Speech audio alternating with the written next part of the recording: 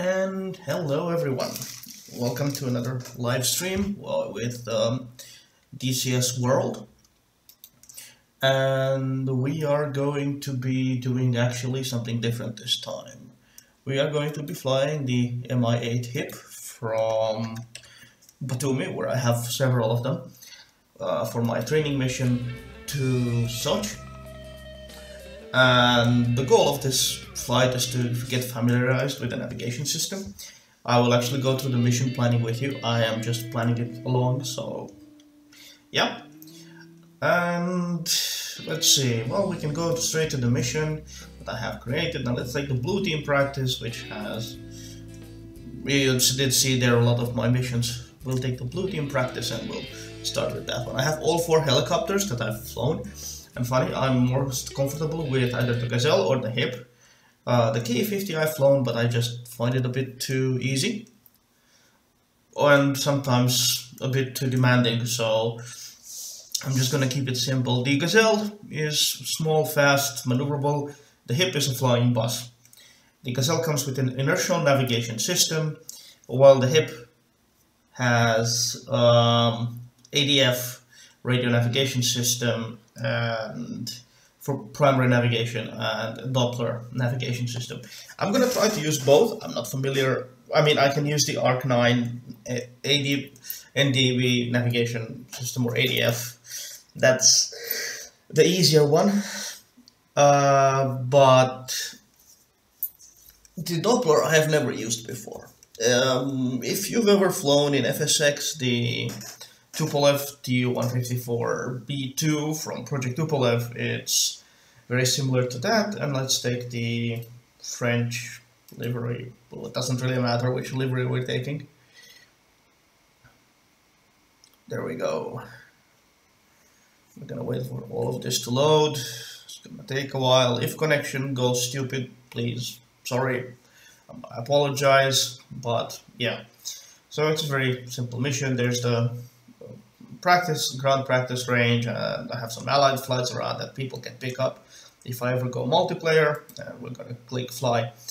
Now, if you're not really familiar with the Mi-8, I'm also gonna tell you a bit about it. It's actually an older helicopter built in the 1960s, and it's still in production. It's one of the most exported helicopters in the world. It's a general workhorse helicopter. It can transport troops, it can deploy weapons. I have no weapons this time, so I will not be using them. Can transport troops, medevac, cargo, sling load. It's a very large helicopter to the other things you have in DCS. It's massive. But it's decent. It's actually very good for what it does. I mean, it's not fast, agile, but it's reliable. I think that reliability is the main description for it. Let's remove the labels though. I don't really need to see those. And I'm going to walk you through the startup procedure, but before we do that, let's flight plan. So we're going to use the F10 map. We are here at Batumi. That's us. There's some trucks around here and that's some stuff. And there are some FARP helipads. So what are we going to do? We're going to look at our map. Let's assume this had been done before the flight. Here's the practice range. Nothing will happen. We will try to ignore it. So we can fly straight to Kobuleti, which has an outer NDB on 870 kilohertz that we can use. So basically we will be taking off from Batumi. I'm going to do a vertical takeoff, fly along the coast to the NDB, avoiding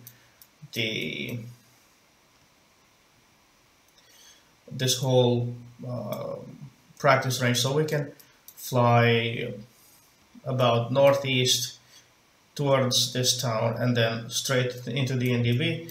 But the problem comes after that. We can keep using the NDB as a reference for a while, and as I've done with the L39, we have this specific NDB here just across the border. This is the Russian-Georgian border, this one, on 525 kilohertz.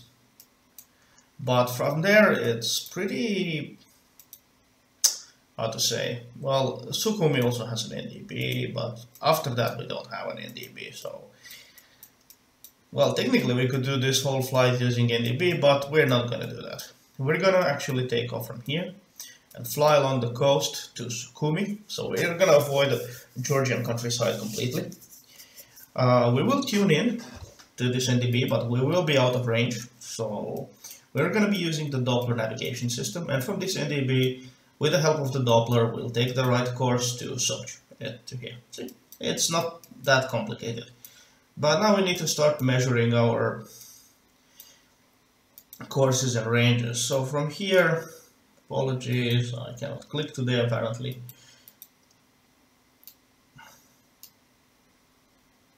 From here, we know we have about 145 kilometers, so that's going to be less than an hour flight. And we're going to go on a heading of 338. We avoid the whole practice range. And from Sukhumi, which is across the border, I think we're going to fly to Sochi, which is another 116 kilometers. So this is going to be a bit of a 2-hour flight. Let's call it an endurance flight. Nothing big about it, nothing big otherwise. So please stick with me and we can talk along the way. Please leave me messages, talk to me. I'm happy to answer your questions or anything else you want to see. So yeah, from here we know we need. So I'm gonna write these down for our waypoints because the Doppler uses those. So we know we have to fly on the Sukhumi NDB, which is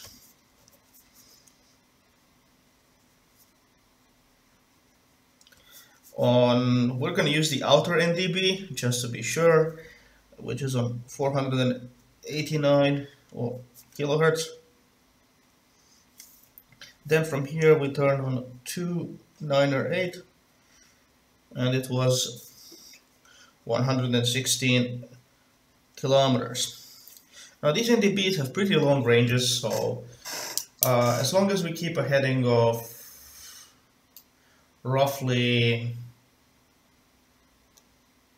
338 from here, we will eventually start getting the signal. And that's a very simple flight plan. I mean, probably couldn't go simpler than that. And now let's go back to the cockpit and check our fuel level. We're gonna talk to Batumi. No, we're gonna talk to the ground crew. Our fuel level is about, well, it's 100%. We should be able to cover this in a decent amount of time. We will not be taking any gunners. We'll be using the fictional Navy livery. It doesn't really matter at all, of course. And we're gonna start preparing the helicopter for flight. Now, this helicopter, as you can see, has 3 crew members. So it's a pilot, commander, co-pilot, navigator, and weapon systems operator, and a flight engineer. A lot of switches, but trust me, it's not that scary. It's actually quite simple. So we're gonna switch to the co-pilot's position with 2 on your keyboard, if you don't know. And we're gonna turn on the batteries, 1 and 2, and we're gonna set the inverters to auto. The next step, we are going to start activating these circuit boards to provide power to various systems, except the weapons. That's something we will not be using. And if I'm going to show you, I'm going to show you. Let's go to the flight engineer's position number 3. These are mostly for weapons. Everything else is non-combat systems. So we did that. Then we're going to turn the fire extinguishing system, the fuel pumps. We have here 3 service fuel pump left and right for each engine. Then we're gonna deal with these shut-off valves, close the covers, and then, since this is a very large helicopter, we're gonna turn on the APU. We're gonna set this position to start. APU is the auxiliary power unit. It has an EGT temperature here, pressure here, and we're gonna push start. This is gonna help us start the engines.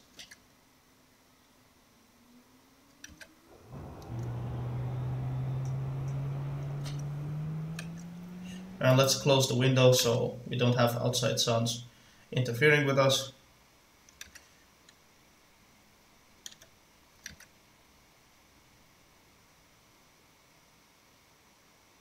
Apparently the APU did not start.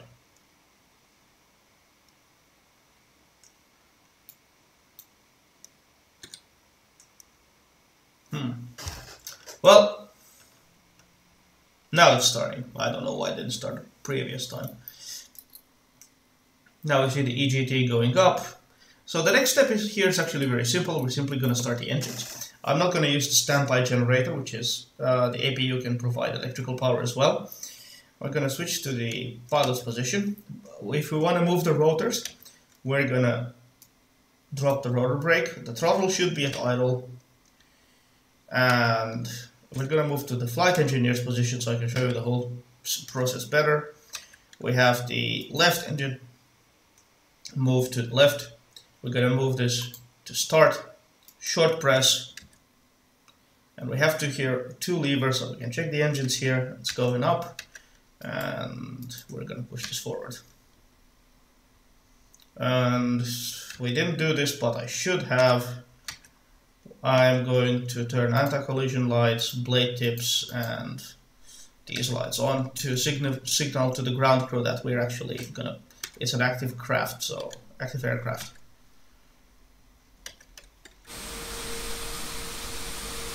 And this takes quite a long time to start. It has 2 Klimov turboshaft engines. Each can produce up to 2,000 horsepower, so yeah, it's a pretty powerful machine.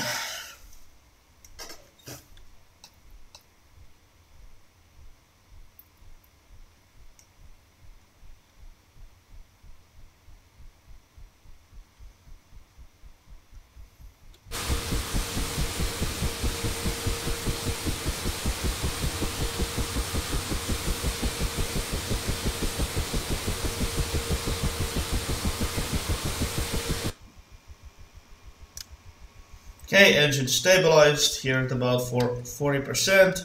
We're moving next to the flight engineer station. We select the right engine. We push the button. We check here on the pilot's main gauges and we turn on the fuel cutoff. The second engine will start.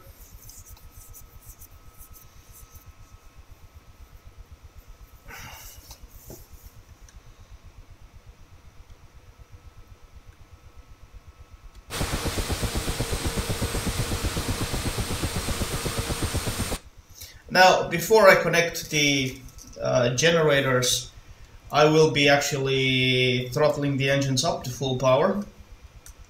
You can look here, the throttle, and I'm gonna just throttle them up to full power.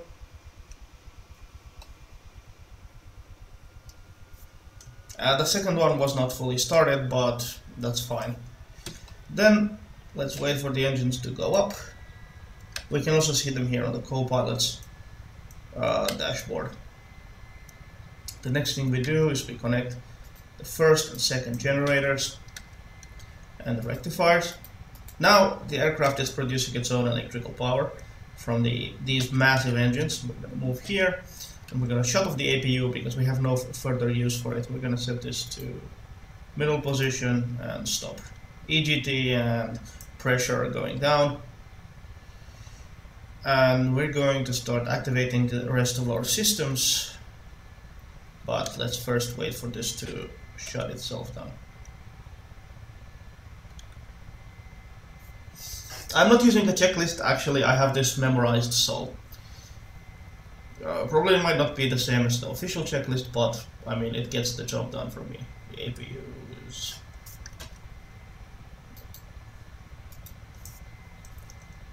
should be shutting down. It's about 300 EGT now. Well, let's check these lights. Oil pressure normal. Okay. Yeah, it's shutting down very slowly. Temperature is dropping slowly. You can see the needle here. Okay, we're doing fine. Okay. Next, we're going to start going to the co-pilot seat, and we're going to start activating the systems.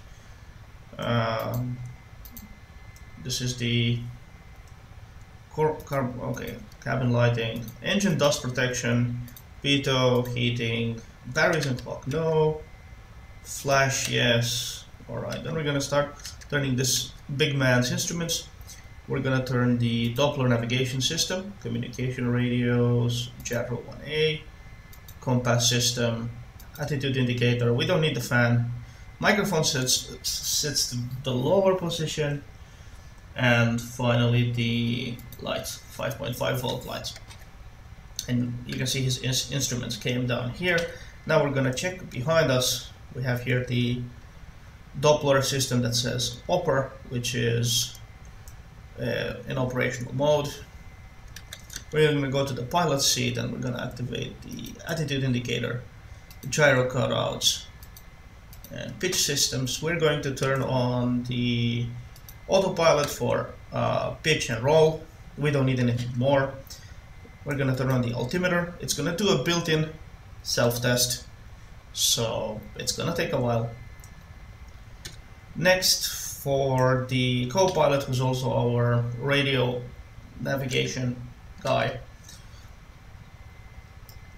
we're gonna move to this nice system here, and we're gonna switch this to antenna. Then we're gonna start setting our frequency. We knew that Sukhumi is on 489, so 480 more or less, and we're going closer to, yeah, there we go, that's the Sukhumi station. This is like fine-tuning, this is my overall tuning, so if you go close to 10 you should eventually gain the signal from the antenna, from the NDB station. Well, this is pointing that way, but and next, there we go, the tone. The radio altimeter has completed its self-test. We're gonna set this to about 40 meters. It should be good enough. We're not in range of the station yet. And let's look at the Doppler navigation system. I'm gonna set this to ARC. We're gonna set this to 131 so we can request or takeoff. We should have requested startup. Again, I'm not messing with ATC, but and we're gonna go to this panel here. This is the Doppler navigation system. We can turn it on, and flight path forward, drift angle. This has actually a calculator, but we're gonna turn it off. We're gonna deal with this when we get closer to Sukhumi. Well, of course, we can do this also and use this to check 144 kilometers. Let's use it to aid us also with the rest of the navigation. We're going to turn it on.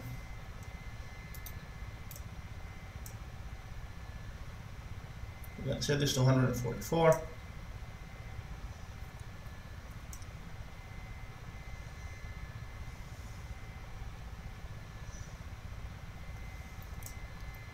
This is basically an extra caution to have a navigation system ready to help us in case we don't get an NVB or anything like that. If you've flown the Tupolev Tu-154, this is very similar to the NVU system, but much simpler. I mean, this is a helicopter after all. I should have done this programming technically before, but let's slowly set it to 144 kilometers. And we're going to fly 338 degrees. It's enabled. This also calculates our drift angle, so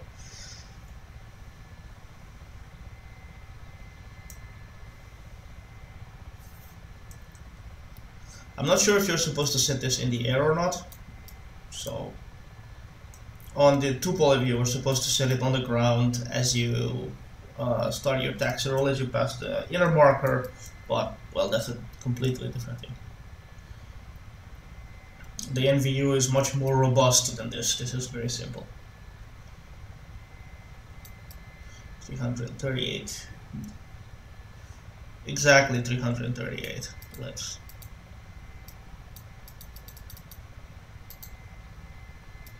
use the minus button here. Well, that should be about right. I mean, a few minutes of deviation won't be a problem. This is enabled. Okay. Let's do one final check. Everything should be in order. Alright, and we're gonna set this to this So we could talk to the ATC in Batumi. Batumi, Chevy 1-1. Request startup. But they won't answer, so I haven't bothered with the ATC yet. And we're ready to go. Now I'm gonna use the control helpers here. I'm gonna put it like this, and I'm gonna trim this for hovering here. I'm gonna do hover takeoff, turn and fly about 338. Now a bit of introduction of what else is here. We have the hover indicator, which uses the Doppler system as well, HSI,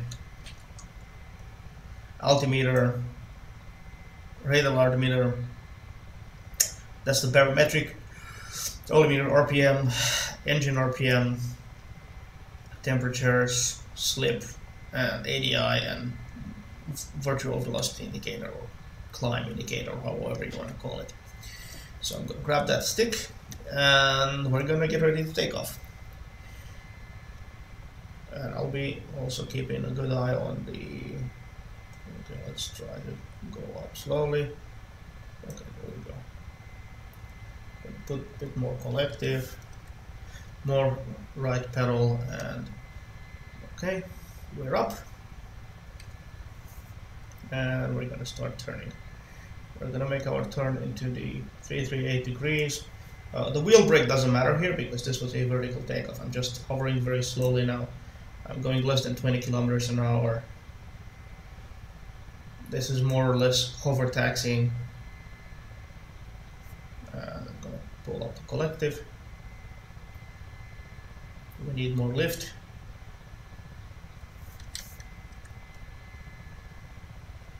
And again, I don't have rudder pedals, I'm just flying this with what I have, so I'm not using the heading autopilot, I'm simply using just normal takeoff. I'm gonna try to get myself some speed here. The collective is providing enough lift, so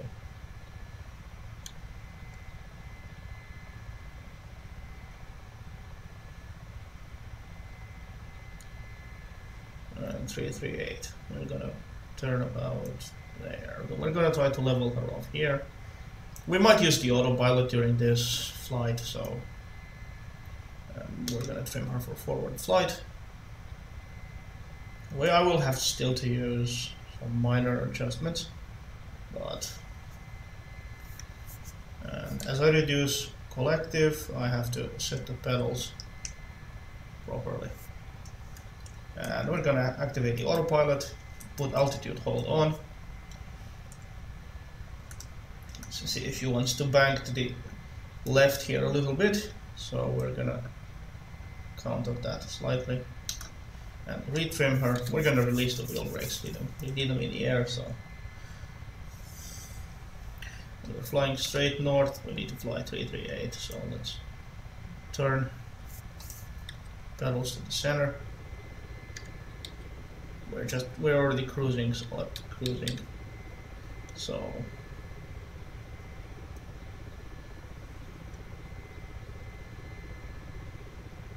I'm just looking at the ages. I'm doing very gentle turns. I don't want to. She doesn't really like harsh input, so yes, I called her a she. But yeah, it's a fairly beautiful helicopter, and it's a very useful helicopter. So I mean, let's check our altitude.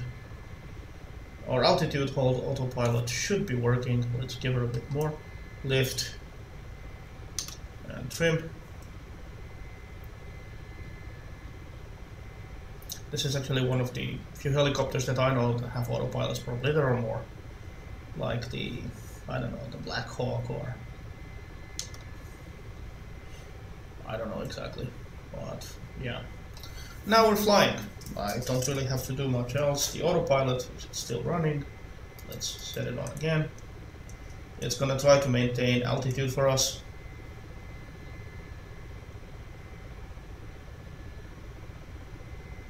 And we're flying about 260 kilometers an hour.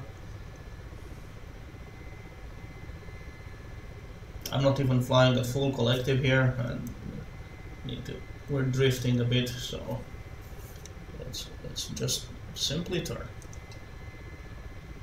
We were drifting a bit off course. Here in the co-pilot's place, we can actually station. We can see the drift. We have about 2 kilometers of drift. So yeah, we need to be careful.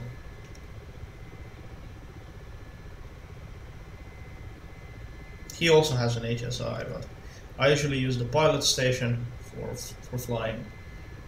I sometimes look at the co-pilot station as well.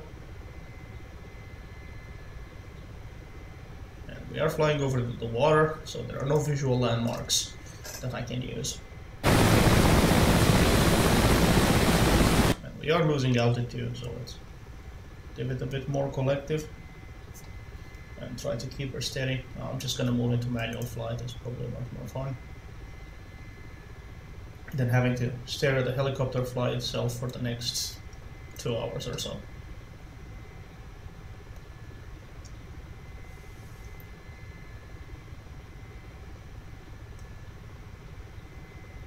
Trying to maintain altitude using the collective, because I need to maintain speed as well, so I can cruise it. This is about the normal cruising speed for an Mi-8, 260 kilometers an hour.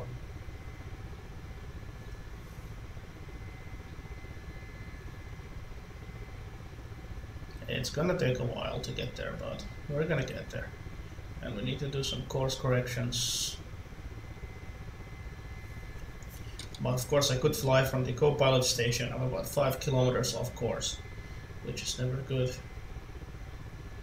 And this has the same control, so technically it shouldn't really matter which station I fly from, but well, except the flight engineer, he is not really involved in navigation. He's mostly involved in dealing with the systems of the helicopter per se, so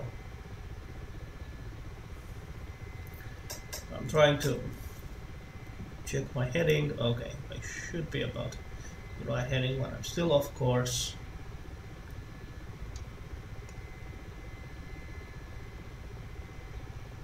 And that's, we were flying a bit low there.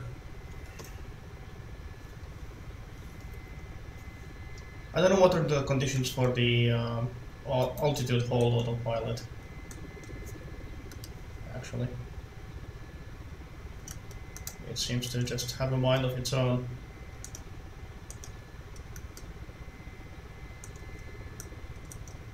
Well, most helicopters do in my hands. They end up doing what they want, not what I want. Our drift is about 3 kilometers, so it's not very bad.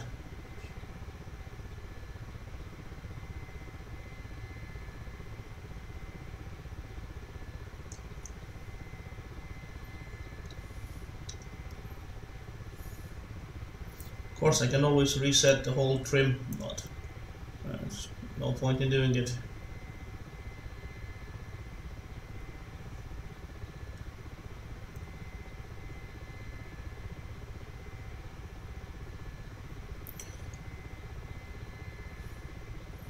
And yes, I am using the Doppler navigation system, so it's acceptable. 3 kilometers is not that much in a helicopter.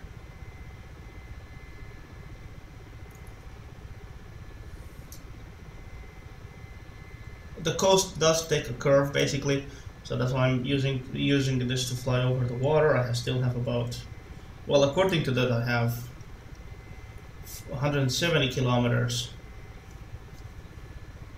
I should have set this to negative, but I did not know, so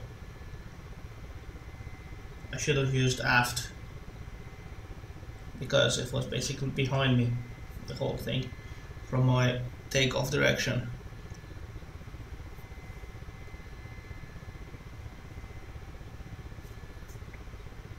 Of course I can still change it, but I don't know what my distance is to Sukumi, so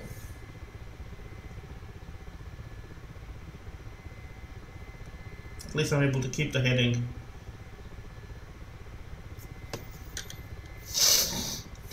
Which is the key point of it. I need to fly 338, I'm flying about 350, so I will eventually reach the NDB, so I'm not really that concerned.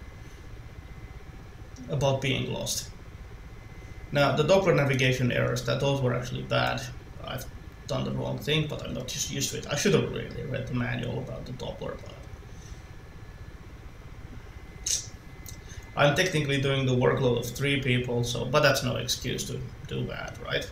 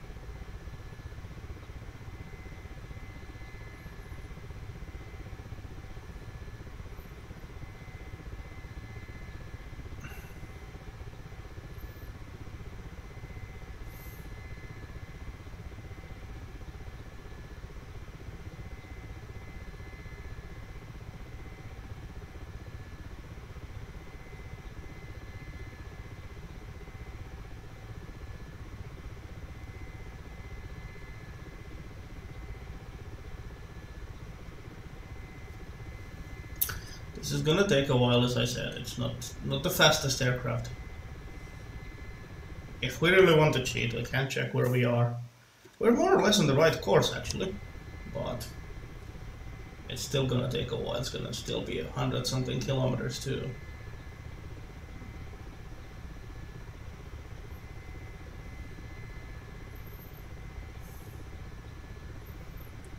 Sukhumi, and then we need to turn into Sochi as well, so.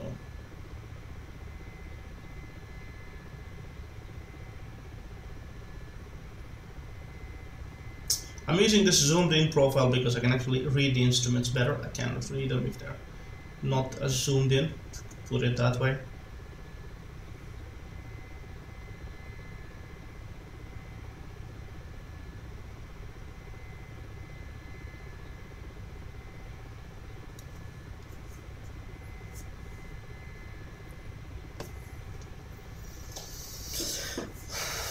The conditions here on this map are basically there's a light wind, but not much. And yes, flying over the water is a bit scary, but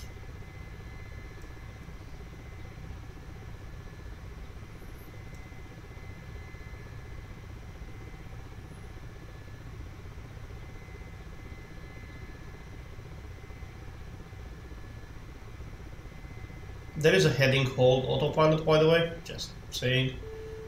Well, we're 40 meters above the water, so let's try to get some altitude. I should have flown higher, but I just like flying low. So if it's a helicopter, I generally like flying low altitude, so.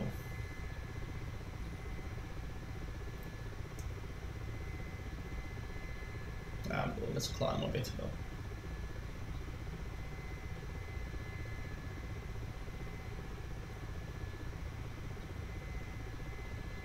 I'm also trying to maintain a more or less decent airspeed. Okay, and we're gonna activate a heading hold, autopilot. And yes, we're not gonna. If we look to the right here, well, it's not activated, so I'll just activate it manually. It will try to maintain this heading more or less for us. So. Now we're flying about 155 meters, which is a bit much more acceptable than 40 meters. And let's put on the altitude hold as well. We'll let go of the controls. The helicopter will settle eventually to its rightful attitude. We'll go up a bit, then down. And we're gonna be holding this altitude for a while. Now, even without the heading hold, I can just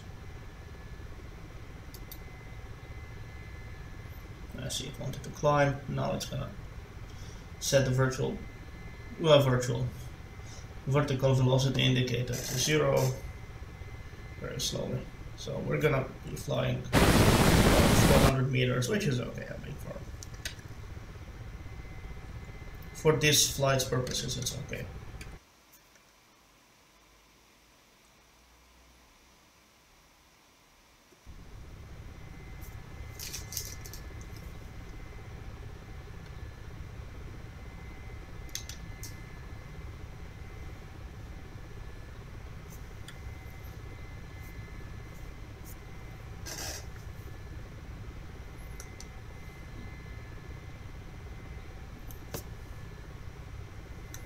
As soon as I move the collective, by the way, the autopilot hold, altitude hold will disengage.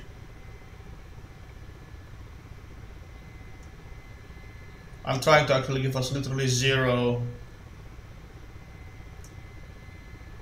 virtual velocity indicator, and we're about there. So.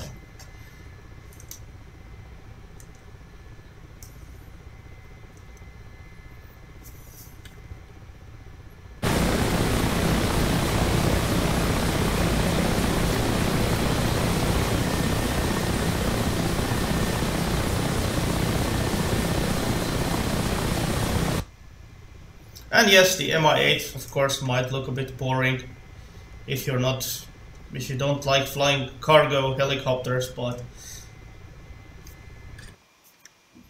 and we will end up a bit off course, but hopefully the NDB is tuned correctly. Let's actually do that while we're at it, since we're hands off now.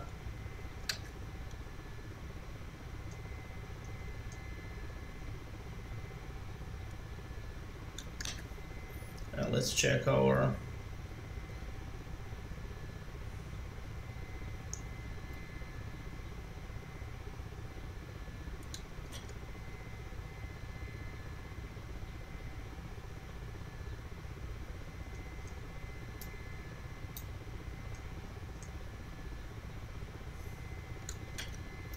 this is the ARC-UD control panel, by the way.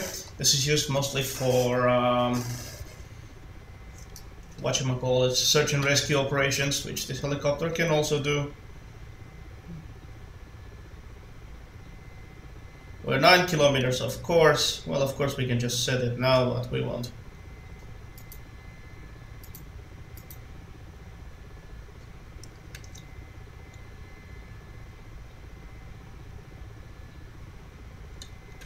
Now here's the actual other radio navigation system.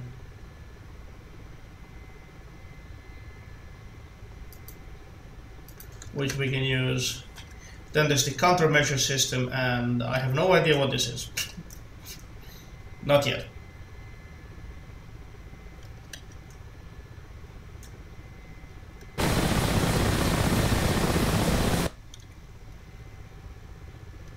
And if we check our distance to the Sukhumi NDB, which is 489, we can just measure it from where we are. It's about 77 kilometers. So we could also switch to use the inner NDB. If we go back to the co-pilots panel, we can just switch and swap between the two. Or we can just switch in the primary one.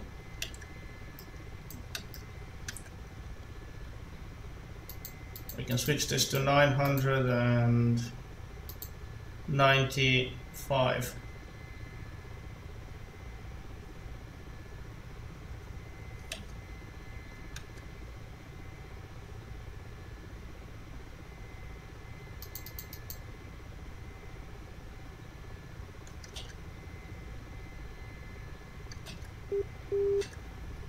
There we go, now we have a signal from the station.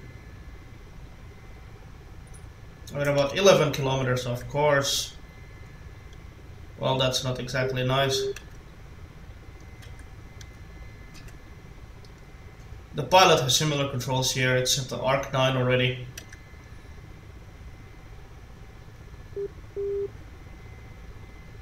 The station is about ahead of us-ish.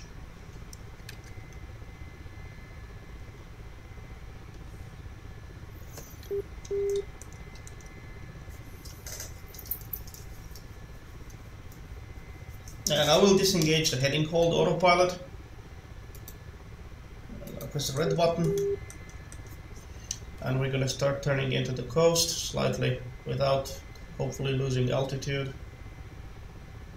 It's gonna be another very gentle turn.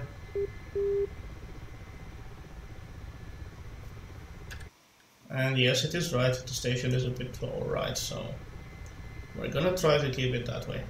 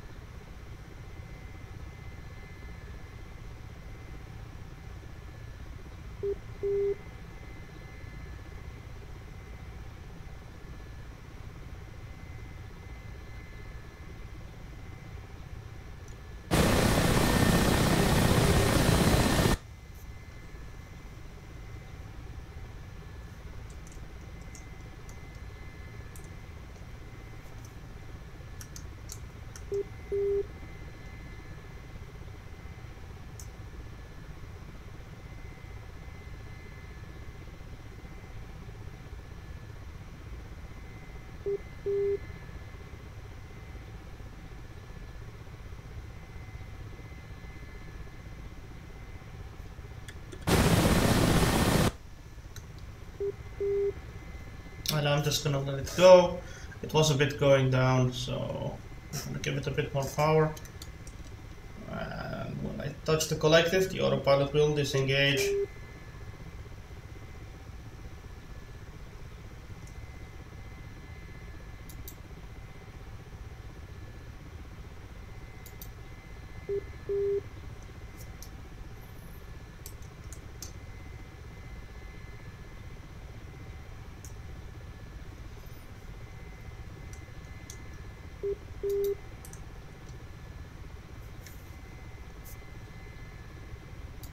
I'll just disengage it myself and turn it back on.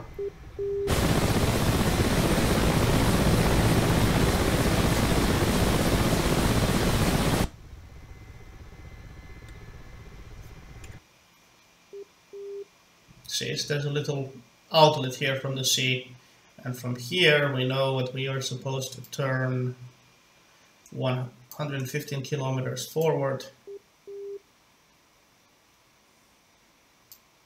on a heading of about 298. So we're going to go back to the cockpit, deactivate the Doppler navigation system.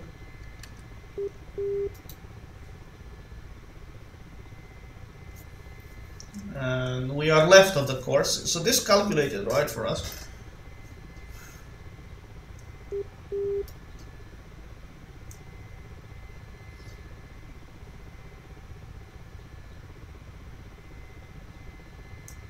I don't know exactly how to reset it, so I'm just using the buttons.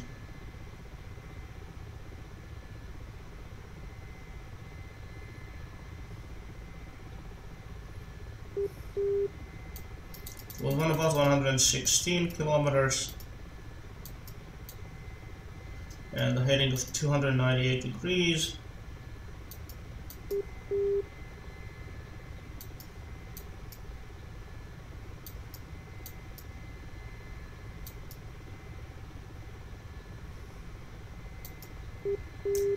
But yeah, the main thing I need to get used to the Doppler system. I'm sure it's very useful.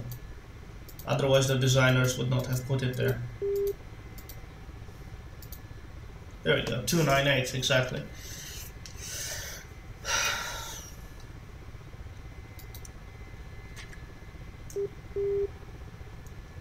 I'm just looking constantly for the station. I'm not seeing it on the HSI, which is and let's see this. Oh yeah, this is the course set. So we're gonna set to 298. We're closing in on the NDB station.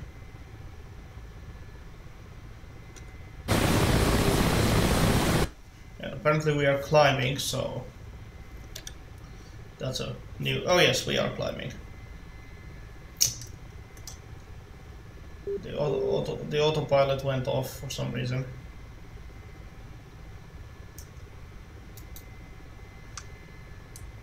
Well, I have all these systems, so you know, why not use them?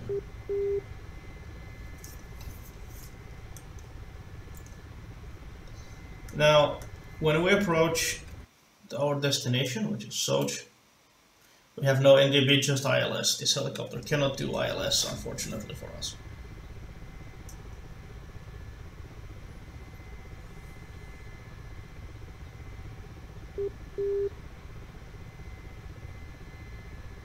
I know some helicopters actually do have an ILS system, but not this one.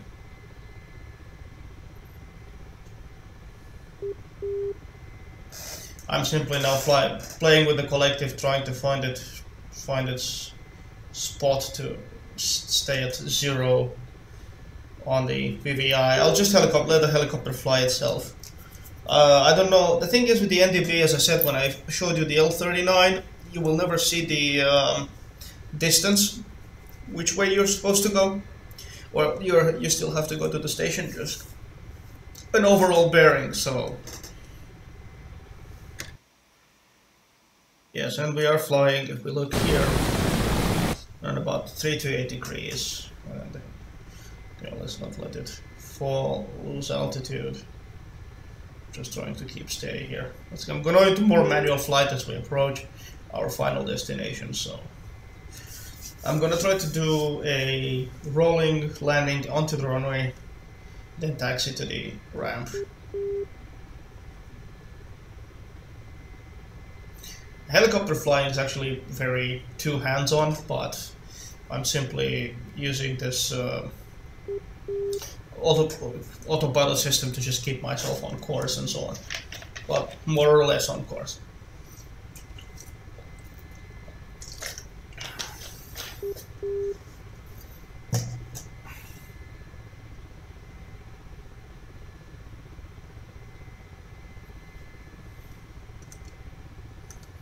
I'm always keeping an attention on the vertical velocity indicator, not virtual velocity. Oh, I apologize.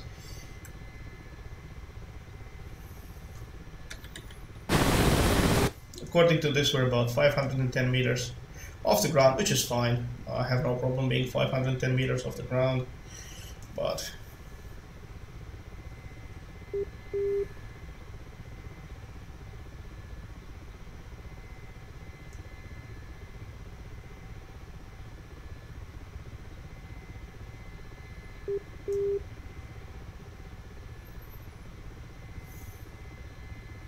we will overfly the station eventually, so we're using the inner NDB now, I think.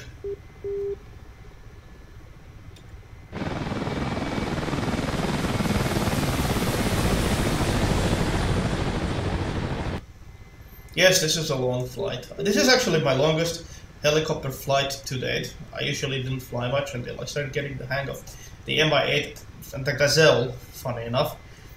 And I'm actually doing quite well with the Mi-8. I have actually had, in my last 2 or 3 flights, I've had very few VRS situations, and I'm pretty confident now I can actually get rid of them easily. So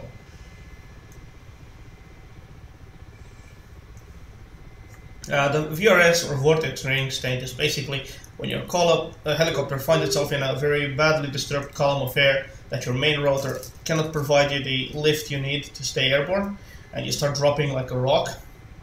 That usually happens when you drop your collective too quickly on descent or other situations, and then you end up dropping basically like a proverbial rock from the sky. There is a way out of it. I'm not going to show it to you now, but all you have to do is more or less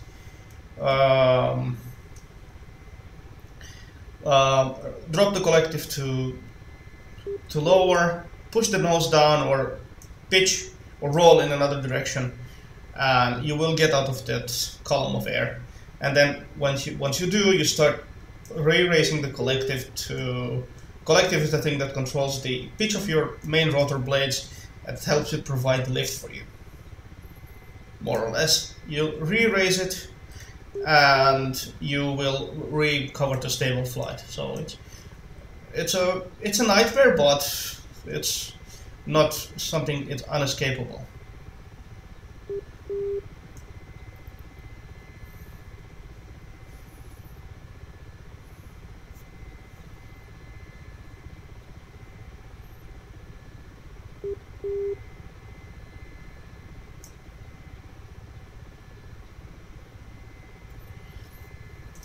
Now, I did find out what this thing was. It's actually a bearing indicator for your engines. It's very handy when you do sling loading, because you might have pretty heavy cargo under your whirly bird. So, yeah, we're approaching the station. There's a ship here. I hope it doesn't shoot us. It's somewhere there, anyway. We're just passing by it. It's actually a cargo ship. I don't think it will shoot us, but it's a red team cargo ship. So I use it for when I fly the Vigan. I use it for anti-ship practice, mostly with the RB-04 now, the basic anti-ship missile.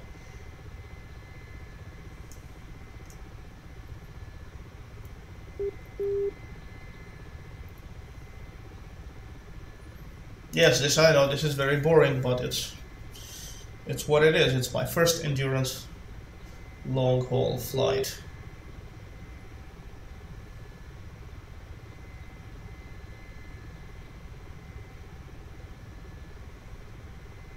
I'm heading straight into the station. This is the RMI needle. When you've seen my Mustang, or was it Mustang videos that I mentioned it anyway, this RMI needle basically shows you the direction towards the ADF or NDB station you're heading towards. So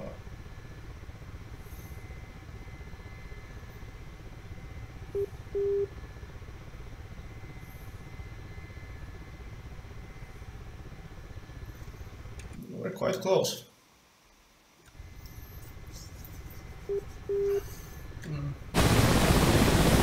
We're doing about 600 meters off the ground, which actually let's drop a bit. I mean, we're simply going to follow the coast after that.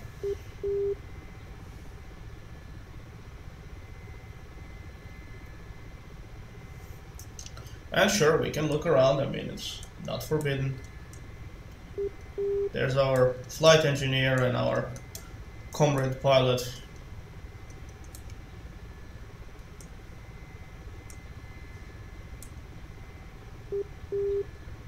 This is about, well, over 300 kilometers. I can, more like 290 kilometer flight. We can continue this also from Sochi to later, or just to go do a night flight to a place like Senaki, which does also have NDB, and we can use all the onboard instruments to actually help us.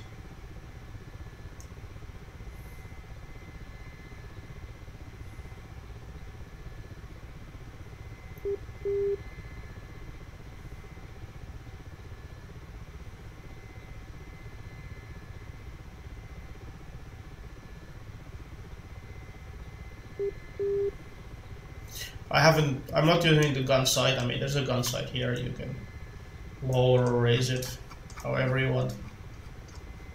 I simply am not using it.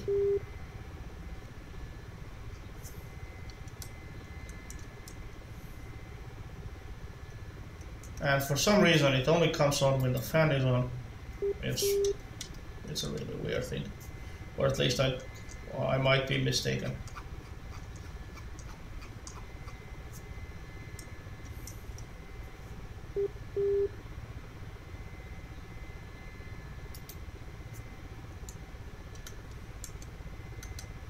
I might simply have not turned it on, or I have forgotten. I usually just follow that startup procedure and try to fly. Nowadays I'm actually able to land this giant whirlybird.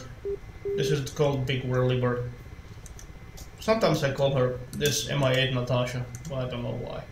Just no offense to any lady called Natasha if you're watching. It's simply a nickname for the helicopter.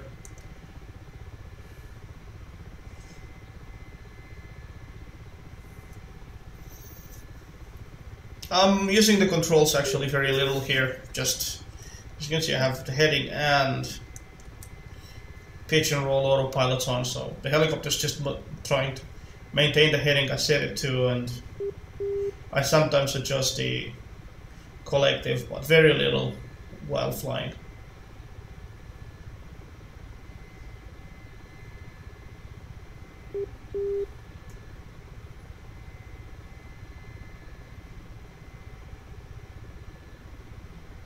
I'm also trying to teach myself to maintain altitude manually rather than rely on the autopilot. It's a machine, it's prone to make mistakes. So am I, but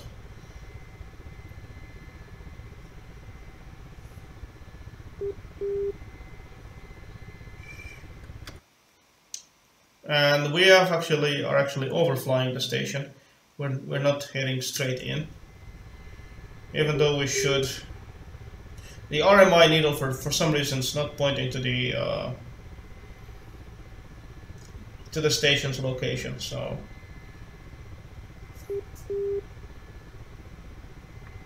Of course, I wouldn't know where I am at the moment if I was in a real helicopter. So I'll just set the heading to about 280 degrees.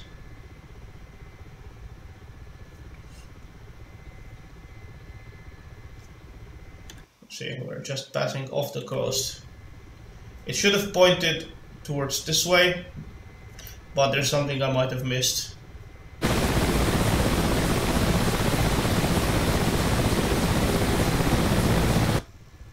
So what I'm going to do, I'm actually going to move to VFR rules. It kind of beat the purpose of the video, but I want to complete a flight. I always like completing my flights. And I am actually going to follow the coast into Sochi, and I can use the visual references I used when I flew the L-39 on this more or less same flight path. But the L-39, I don't know, it just seemed to work for me. Of course, this helicopter works for me also. I just have to read a bit more on the navigation section in the manual.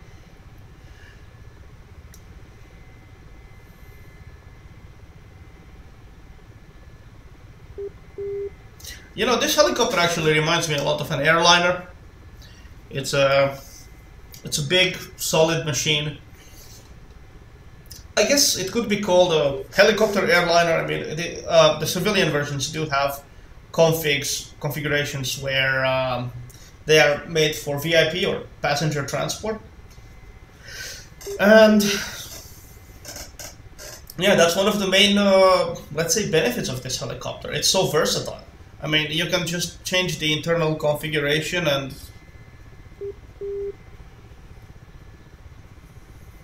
it does something else. See, have we missed anything about the navigation system here?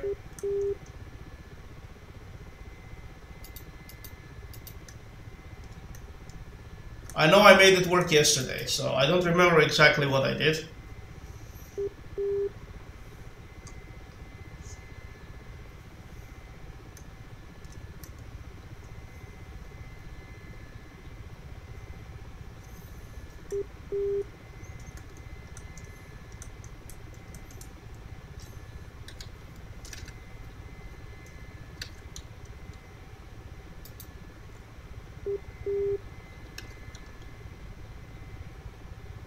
Okay, now the RMI needle is pointing towards the station. Okay, I had it set in the wrong position. My mistake. Sorry, guys. So now it's actually, now the NDBs actually are being pointed out. I mean, station is here, we are here, so it's pointing the right way. I'm just showing you the map for reference. I'm actually not really using it. It was supposed to be set to comp rather than antenna.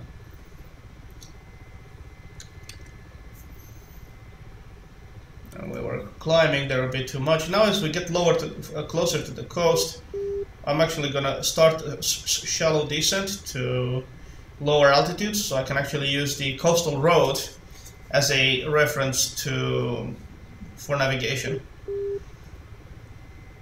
We're slowly descending. We're descending like 2 meters per second, 3 meters per second. Not much else.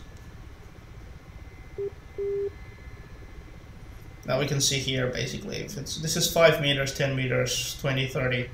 If you go to 30, that's bad. 5 is usually also not okay. The correct descent rate I usually use, well, it's not correct, it's at least what I find safest, is to be around 2 to 3 meters per second, even less sometimes. So, and we can check our altitude here. It's about 500 meters above sea level.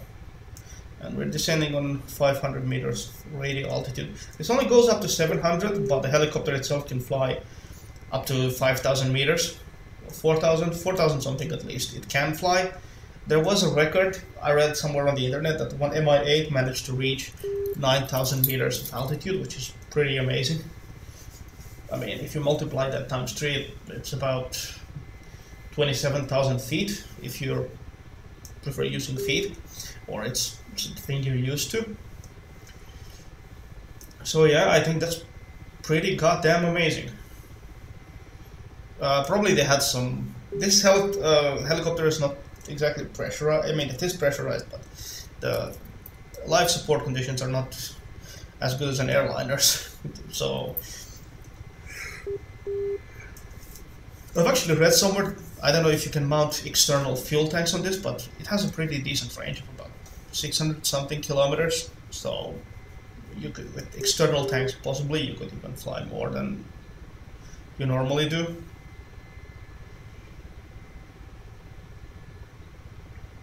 And we're still descending, we're flying towards the coast.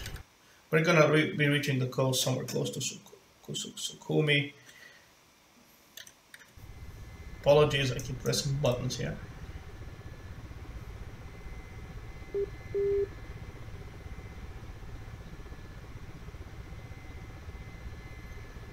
I'm still playing with the collective slightly to keep it steady at about 2 meters per second descent rate.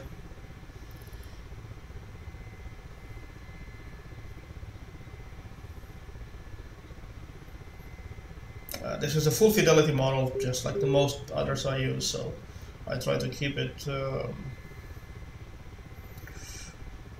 that.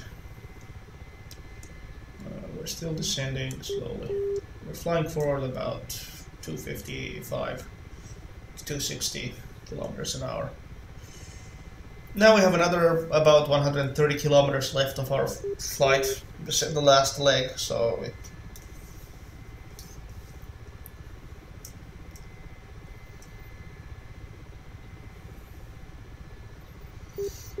and let's see.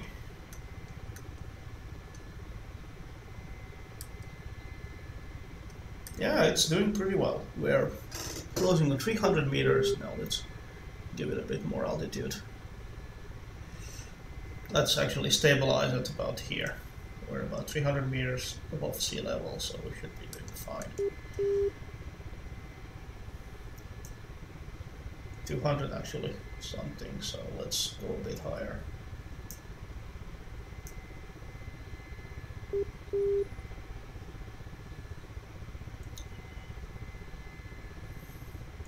Now I will be disengaging the heading hold autopilot.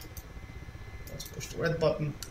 And it wants to go on its own now. Oh, I'll be actually taking over for most of the control. Now I'll be taking over manual flight.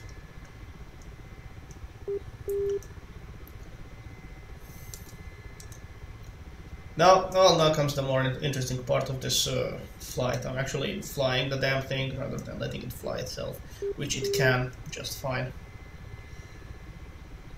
Let's not descend anymore. Let's try to trim it a bit more backwards like this. Let's keep her flying.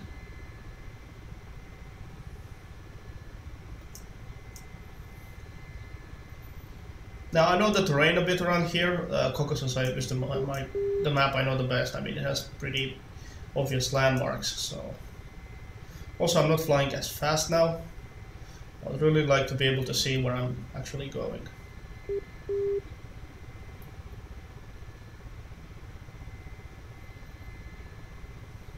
Sorry if this is disappointing and you were expecting me to blow some stuff up. This is not the point of this flight.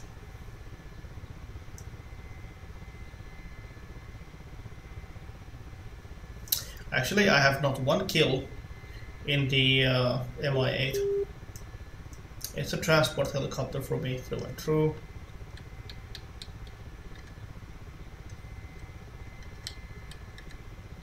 I'm just playing with the pedals a bit. And from here, let's try to follow this coastal road. This coastal route here. It should lead us straight across the border to Sochi. We're gonna do a very small bank. The thing is with helicopters, when you bank too much, the main rotor is not able to produce lift for you anymore, which is a bad thing. Lift is what keeps you flying, basically. It's the rotor is it's a wing that just simply rotates, and the blades have different pitch angles that will allow you to achieve different amounts of lift. We're flying here now. This is going to be this is the easy part, because it's the matter of just following the coast, the railroad, and the road. So the autopilot only does balance our pitch and roll at the moment. We're doing the rest. So with balance, it basically keeps us from doing stupid things. We can fly completely without the autopilot. Probably many pilots do, but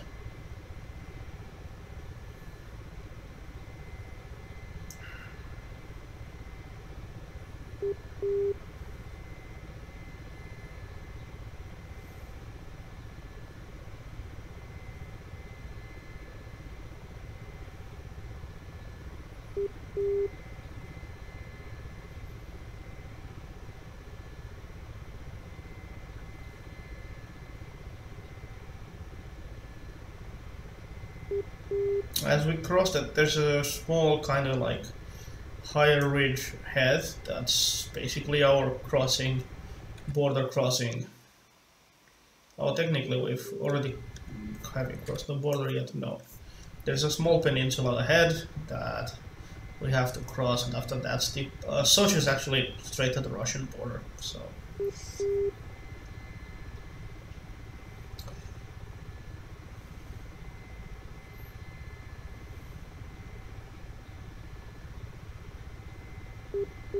This is the Gudauda airfield. We're still on the Georgian side of the map.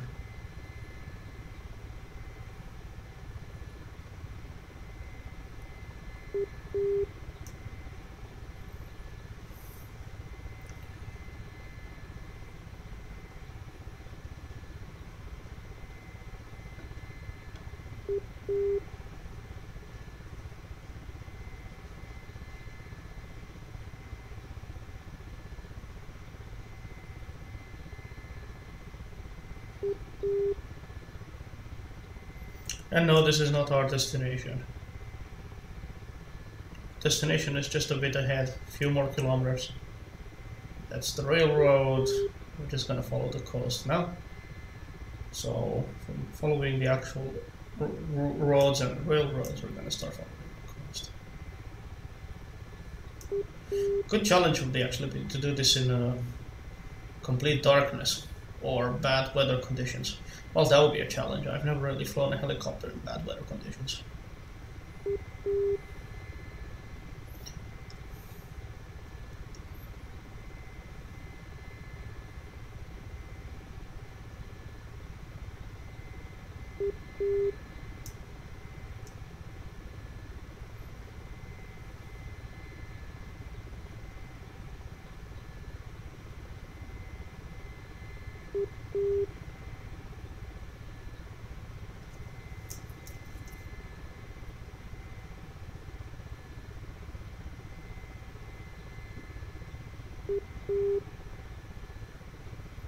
I'm actually using the controls, but you don't see the movements because they are so small.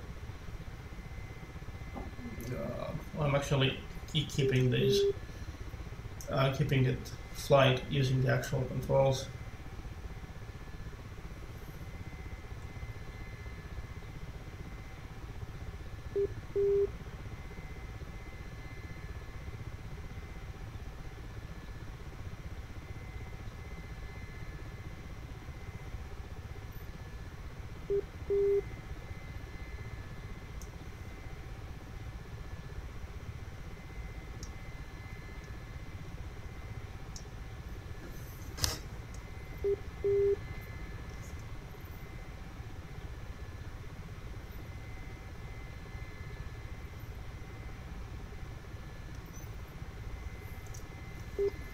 And if we look, the border's a bit ahead. We've just flown over Gudauda, so this is gonna take some more minutes to fly. I'm not editing these, this is purely live. But again, I mean, if you want to ask me any questions, even after the stream's over, feel free to address them to me. I'm actually found on Facebook as well, and here, so feel free to send me the messages wherever you like.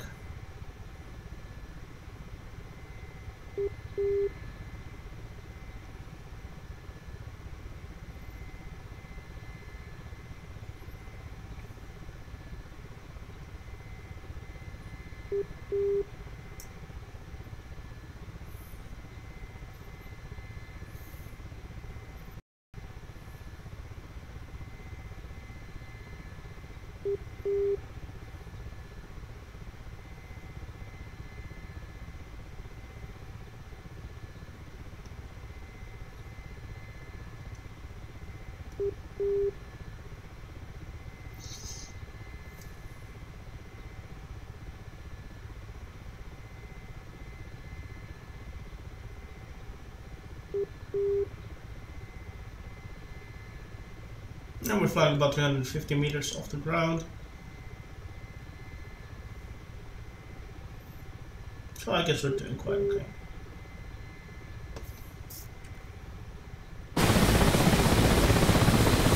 No, 380, my mistake. I'm about have about 2 degrees pitch forward, and I had 1 degree of bank at the time I checked. Yeah, we're slowly approaching the border. We're still in the Georgian countryside, so.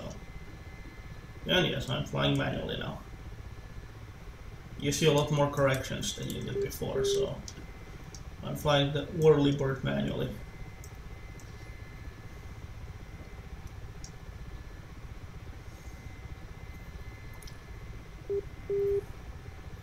In level flight, actually, this helicopter is not very hard to control, even without the autopilot. I could turn it off completely and it would still fly the same way it does. So.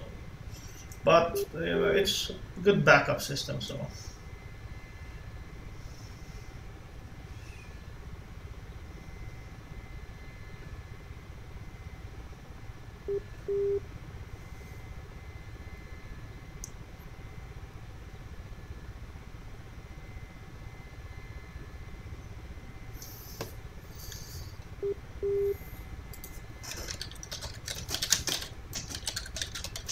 LARP crafter, you're asking me if I'm landing in the jungle of hell. No, I'm not, actually. I am going to land on an airfield. So, yeah. This is not Vietnam, this is the Caucasus Mountains. And the mission was simply to get to this airfield. Nothing else. I'm simply learning this helicopter at the moment, and you're watching me do it.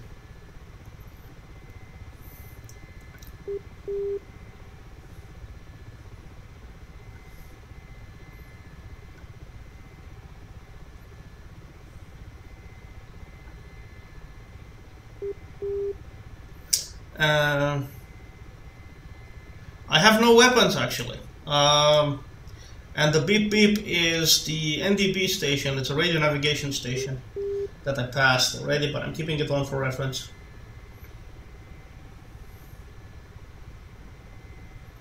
I have no weapons, and I'll actually show you. You can see my autopilots are completely devoid of guns. And yes, Jeff, I know it's you.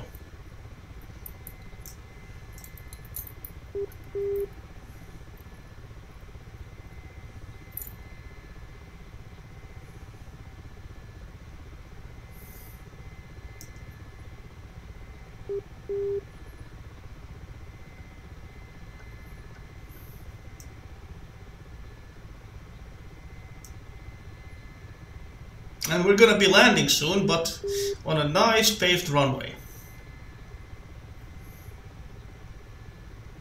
Actually, this is not civilian. This is a military version of the Mi-8, which is not very different from the civilian one. It has the gunnery controls, and that's it. I just simply didn't load any weapons on it. There are some targets about 200 kilometers back from where we are now, but I'm not taking this there. I'm not confident enough in my flying abilities of it to actually go on gun runs.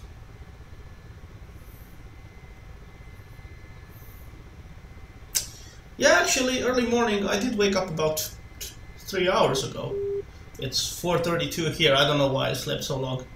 I guess I didn't.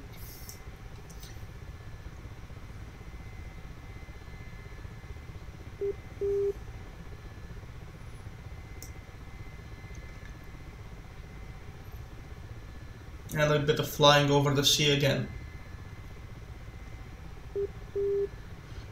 This is the eastern side of the Black Sea, the Caucasus Mountains. It's basically Georgia and most of Georgia and some parts of Russia. I do also have other maps as well to answer to if you're gonna ask further. I do have the Nevada test and training range, and also the Normandy map, which is mostly World War II. It has no modern airfields and stuff like that. It has, you know, good old 1940s style airfields.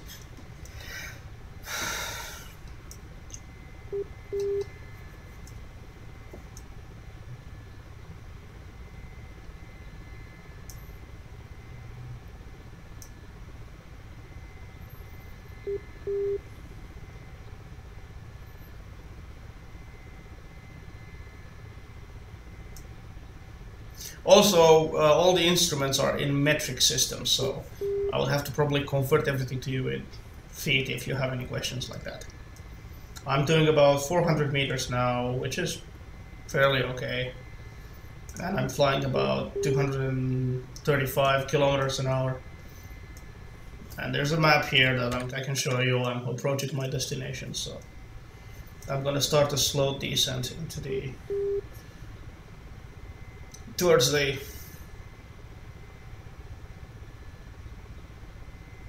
yeah, I dig it. It's good old Eastern Bloc. Actually, it is technically it's still part of Europe, or it's already part of Asia. I'm not exactly sure. Anyway, it's it's former Soviet Union. This is basically modern day, 2017, something like that.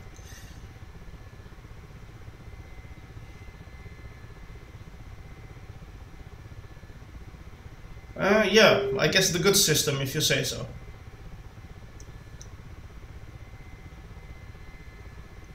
I mean, sure as hell it's more understandable to be than Imperial, but I mean, I can do it both.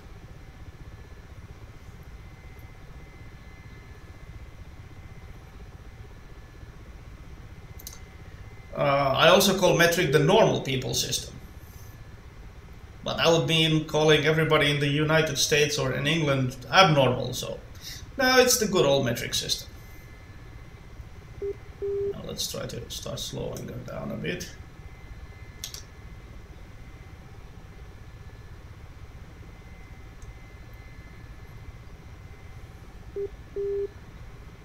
Oh yeah, it is the good old systems of 10, that's true. I mean,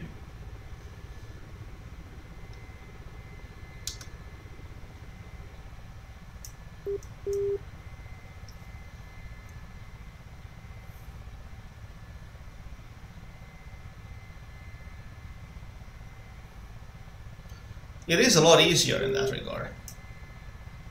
Most of the aircraft, Eastern or European aircraft I have, except the Mirage, use metric, and I have a few American aircraft as well. We're losing our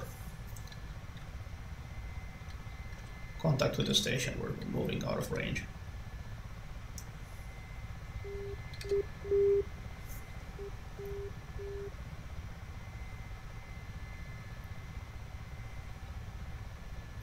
Also, the American system is based off the British system, so you can't really say the American system's wrong, but the system you inherited from the British is wrong.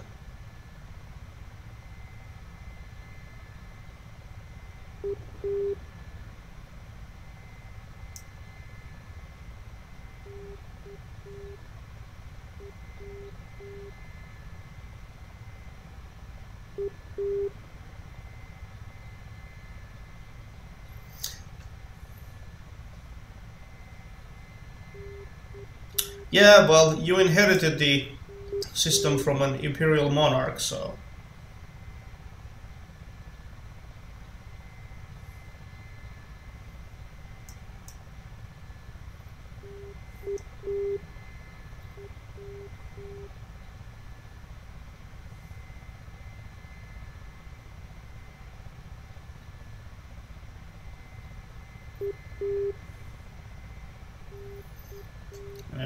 altitude is about 250 meters off the ground.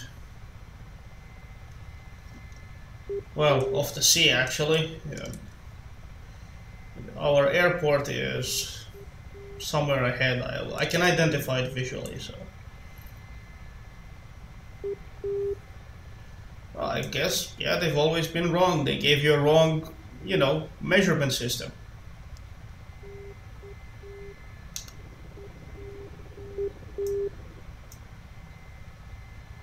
So how's that for a change?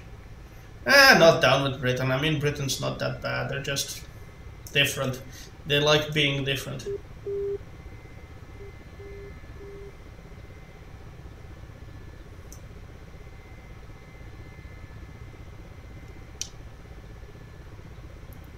I'm actually not sure. Does Canada use the metric system? Well, Napoleon wanted that. We all know how that happened, right?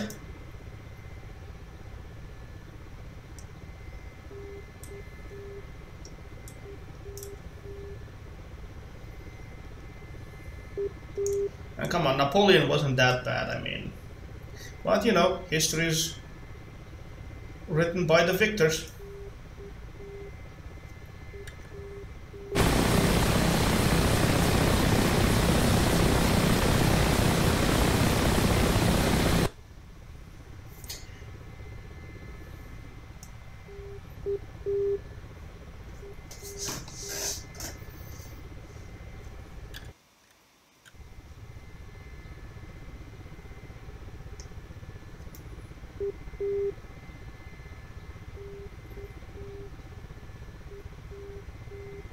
Anyway, we're very close to the whole landing thing. Well, they're normal people then. If they use metric, they're normal people.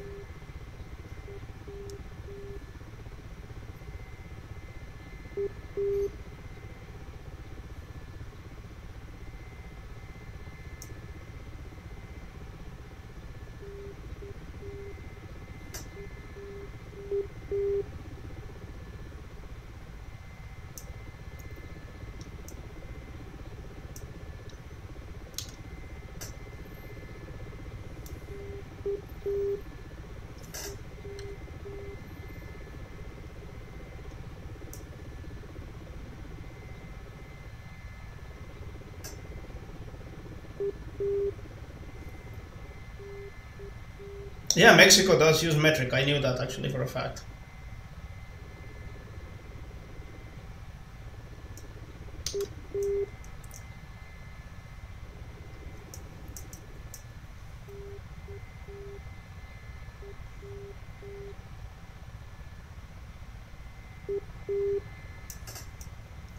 If you say so.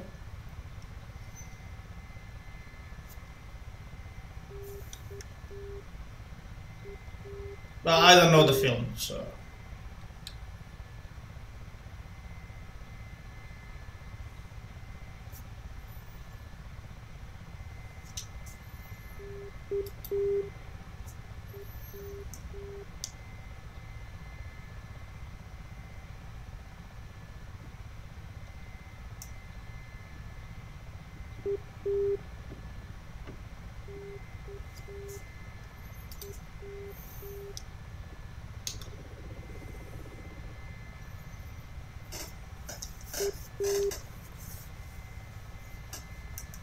Well, I don't know. I've never been to Jamaica, but granted, it might be true.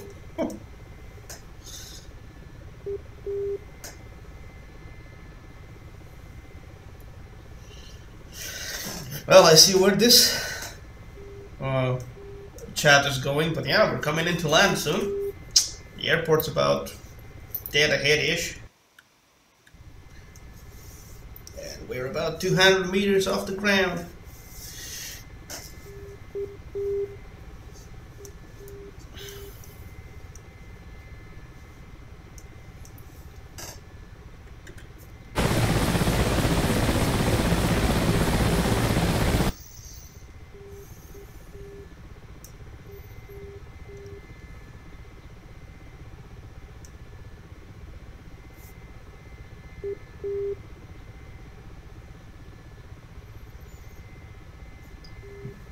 Well, that would be weird.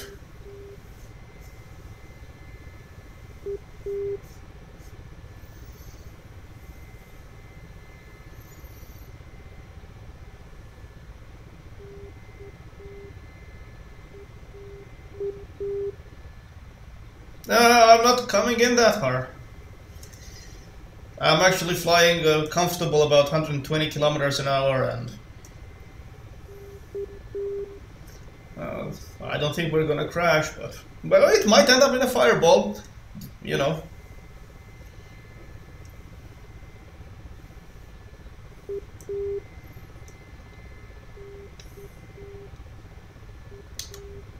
Let's trim her a little bit, nose more down,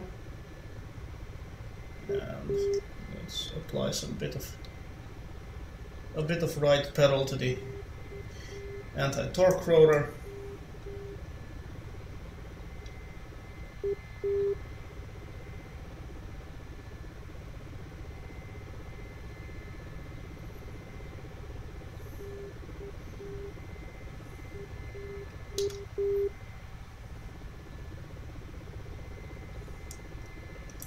Yep, the airfield's to our right, so let's start our approach.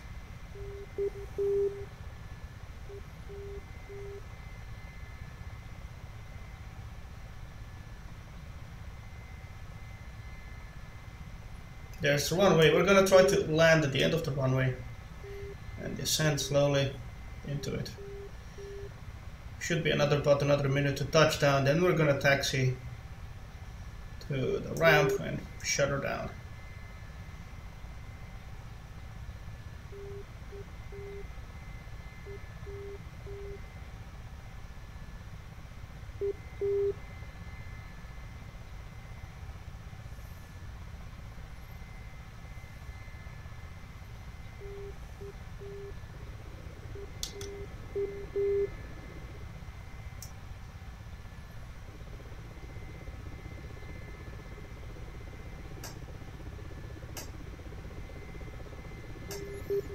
The idea is to be about 20 kilometers per hour over the edge of the runway, then set her down very gently.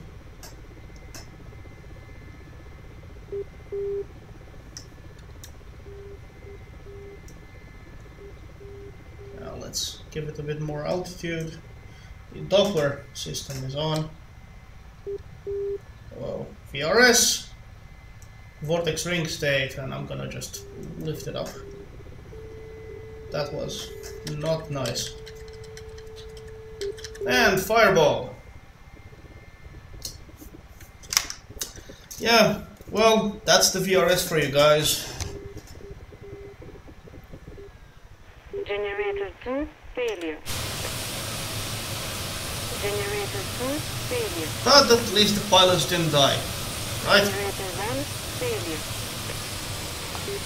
Generator 1 failure. Anyway, I'd like to thank you for whoever watched. This ended up very, very badly. Main hydraulic failure. But at least you got to see a VRS at the end. So, yeah, that's one of the worst things ever because I was trying to multitask right there and my approach was not exactly stellar. So, yeah.